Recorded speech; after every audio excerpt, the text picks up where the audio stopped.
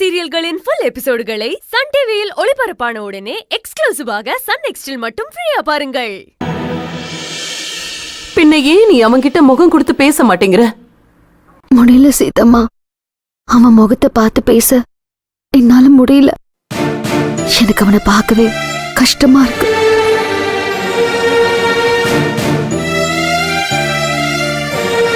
உண்மையை சொல்லணும்னா எனக்கு குற்ற உணர்ச்சியா இருக்கு சீதம்மா.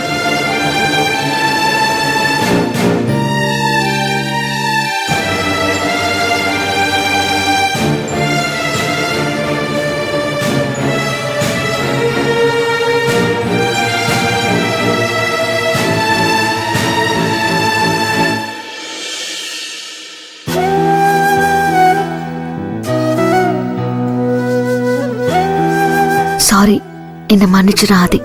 இல்ல பவி, நான் தான் உன்கிட்ட சாரி கேட்கணும். ஏன்?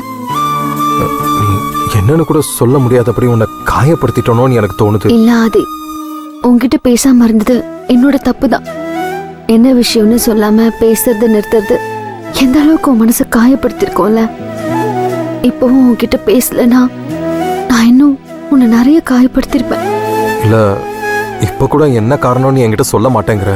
ஒருவேளை சங்கவி அப்படி செஞ்சதுக்கு நான் தான் காரணம்னு உன்கிட்ட சொன்னேன்ல, அதுதான் தப்புன்னு நினைச்சிட்டியா?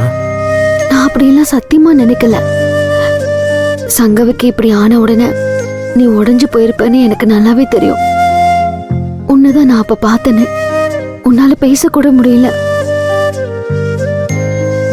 உன்கிட்ட இருந்து நான் விலகினா உனக்கு கொஞ்சம் ஆறுதலா இருக்குமோன்னு தோணுச்சு.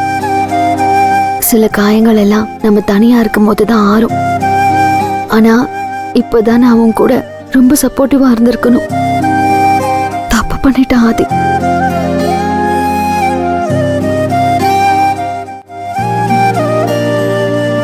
இதுதான் நினைச்சனே தவிர உன்னை கஷ்டப்படுத்தணுங்கிறதுக்காகலாம் நான் அப்படி செய்யல. ஆதி, சங்கவி இப்படி பண்ணதுக்கு நான் தான் காரணமானு கேட்டியே, அதுக்கு மேல என்னால உங்ககிட்ட பேச முடியல.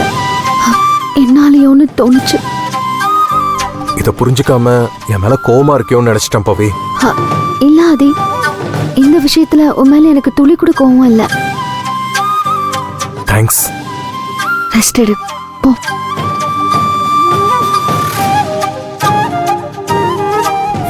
எங்க படுத்தா கண்ணை மூட முடியல. சங்கவி கீழே குதிச்சாதான் ஞாபகம் வந்துகிட்டே இருக்கு. சரி, நீ போய் தூங்கு. பாவம், பகல்லே உனக்கு தூக்கம் இல்லைல்ல, டயர்டா தெரியற. எனக்கு மட்டும் தூங்கவா முடியுது? பாட்டி தாத்தா யாருமே தூங்கல. வெளிப்படையா மனசுல உள்ளத பேசிக்கவும் முடியல. எனக்கு அவ மேல கோவம் தான், நான் இல்லைன்னு சொல்லல. ஆனா அவ வாழ்க்கை நல்லா இருக்கணும்னு தானே ஆதி நாம நினைச்சோம். சீதம்மா, நீ, நான், ஏன் மாமா அவளை இங்கேயே தங்க வச்சாரு. அது அவளுக்கு புரியலையே. ஏன் மனசை போட்டு குழப்பிக்கிறீங்க? நாம நல்லவங்களா இருந்துட்டா போதும். அதை யாருக்கும் புரிய வைக்க வேண்டிய அவசியம் இல்ல. எப்படியோ இவ்ளோ பிரச்சனைகளுக்கு நடுவுலயும் நீங்க ஒருத்தருக்கு ஒருத்தர் விட்டு கொடுக்காம இருக்கீங்களே, எனக்கு அது போதும். சங்கவியும் நல்லா ஆயிடுவா, குணமாயிடுவா சீதாமா. ஆனா என்ன யோசிக்கிற? உடம்பு நல்லா ஆனாலும் அவன் மனசு நல்லா ஆகணுமே. திரும்பவும் பழைய இதே வன்மத்தோட அவ சுத்திட்டு இருந்தா அது அவளுக்கு மட்டும் இல்ல, எல்லாருக்கும் கஷ்டம் இல்லையா? அதுக்கு வாய்ப்பு இல்ல. ராஜசேகர் அண்ணா அவளை வெளிநாட்டுக்கு கூட்டிட்டு போயிடுவாரு. வெளிநாட்டுக்கா? நீங்களா கெஸ் பண்ணிருக்கீங்களா? இல்லடா, ராதா நீ சொல்லிட்டு இருந்தாங்க. போனா நல்லதா இருக்கும், ஆனா அதுக்கு அவ எழுந்து நடக்கணுமே. நடப்பா, எல்லாமே நல்லபடியா நடக்கும். முடிச்சிட்டானா? பவி, ஜானு நான் பாத்துக்கிட்டுமா? என்னடா கேள்வி இது? இல்ல, பார்த்து ரொம்ப நேரம் ஆச்சுல்ல. அது தெரியுது. அதுக்கு என்கிட்ட பெர்மிஷன் கேட்கணுமா என்ன? போடா, ஆளை பாரு. சரி.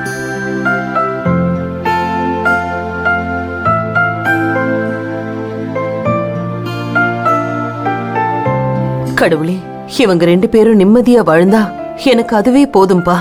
கஷ்டங்களை அனுபவிச்சது போதும். இனிமே இவங்க சந்தோஷமா வாழட்டும்.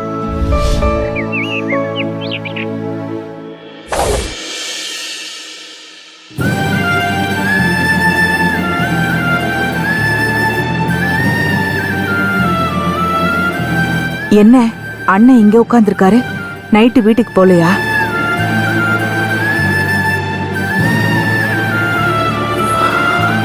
அண்ணே, ராதா, என்னம்மா டாக்டர் தான் சொன்னாரா? கொஞ்சம் கண்ணு அசந்துட்டேம்மா.